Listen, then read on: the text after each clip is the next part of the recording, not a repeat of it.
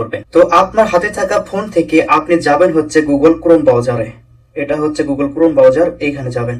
এখানে যাওয়ার পর আপনাকে উপরে লিখতে হবে কি, দেখুন এই যেখানে আছে হচ্ছে, আমি একটু দেখাই আপনাদেরকে, এই যে es.hrsd.gov.sa ইনকোয়ারি, এটা লিখে আপনাকে সার্চ করতে হবে। দেখুন আমি সার্চ করছি। এখন আপনাদের সামনে এরকম আরবি আসবে, ঠিক আছে। এখানে উপরে দেখুন যে লেখা আছে 3 লাইন, সুন্দর করে বুঝুন, এটা আপনার খুব প্রয়োজন হবে। এখানে চাপ দিন, এখান থেকে দেখুন লেখা আছে ট্রান্সলেট, এই যে দেখুন এইখানে একবার চাপ দিবেন। চাপ দেওয়ার পর এটা ইংলিশ হয়ে যাবে। এখন আপনাকে যা করতে হবে, দেখুন একবার চাপ দিবেন। যখন আপনি এখানে একবার টাচ করে দেবেন তখন আপনাদের সামনে ঠিক এইরকমই দেখাবে। এখান থেকে দেখুন ওপরে আছে আবার 3 লাইন, এইখানে একবার চাপ দিবেন। এটাকে আমরা আবার ইংলিশ করে নেব, যেহেতু আমরা আরবি অতটা বুঝি না। এবার এখান থেকে আমরা আবার এটাকে ইংলিশ করে নেব। এখন দেখুন এখানে আপনি 3টা অপশন পাবেন। সেটা হচ্ছে যে বর্ডার নাম্বার, ইকামা নাম্বার, রেসিডেন্ট নাম্বার অর্থাৎ ইকামা নাম্বার, পাসপোর্ট নাম্বার, ঠিক আছে। তো এটা কিন্তু আপনাকে দিতে হবে এখানে। আপনি চাইলে 3টা দিতে পারেন, যদি 3টা থাকে। আপনি চাইলে একটা দিতে পারেন। তো আমি 2টা দেবো, সেটা ইকামা নাম্বার আর হচ্ছে পাসপোর্ট নাম্বারটা আমি দিব। তো আমি দিচ্ছি আমার ইকামা নাম্বারটা, দেখুন দিলাম। এবার আমি আমার পাসপোর্ট নাম্বারটা দিয়ে দিচ্ছি, দেখুন দিয়ে দিলাম। এখন এখান থেকে আমরা দেশটা সিলেক্ট করব, দেখুন চুজ কান্ট্রি, এই যে ন্যাশনালিটি, ঠিক আছে। এখান থেকে আমরা আমাদের ন্যাশনালিটি সিলেক্ট করবো, অর্থাৎ আমাদের দেশটাকে সিলেক্ট করবো বাংলাদেশ। তো এখানে চাপ দেব, দেওয়ার পরে আমরা এখান থেকে বাংলাদেশটা সিলেক্ট করে দিব। দেখুন আমি দেখাচ্ছি।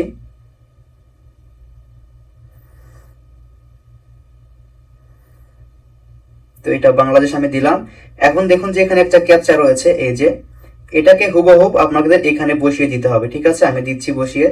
এখানে আছে হচ্ছে যে 862939।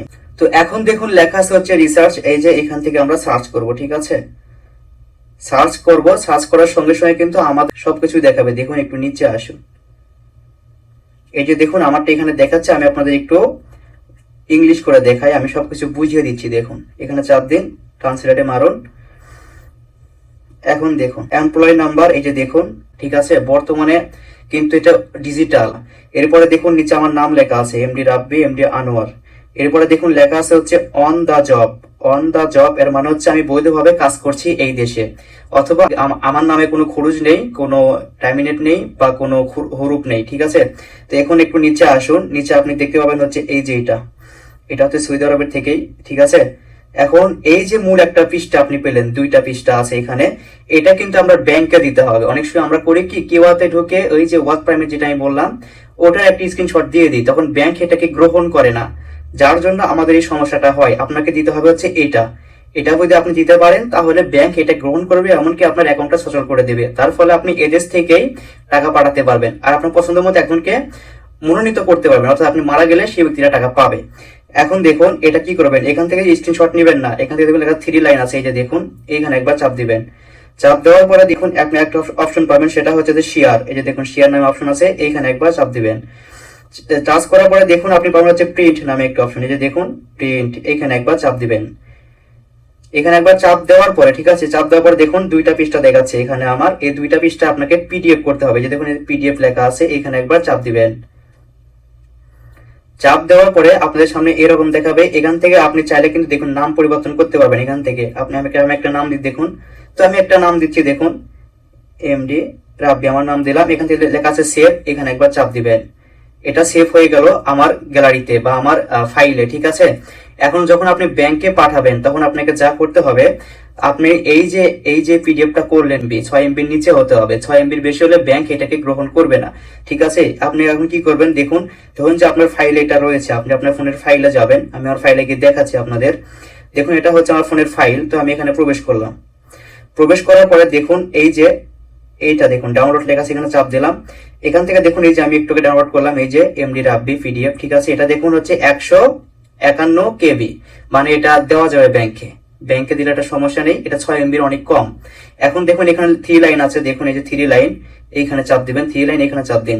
চাপ দেওয়ার পরে দেখুন লেখা হচ্ছে শেয়ার, এই যে এখানে আবার চাপ দিবেন। আপনি শেয়ারে চাপ দেওয়ার পরে দেখুন এখানে পাবেন হচ্ছে জিমেইল, এই যে জিমেইলে একবার চাপ দিবেন, ঠিক আছে।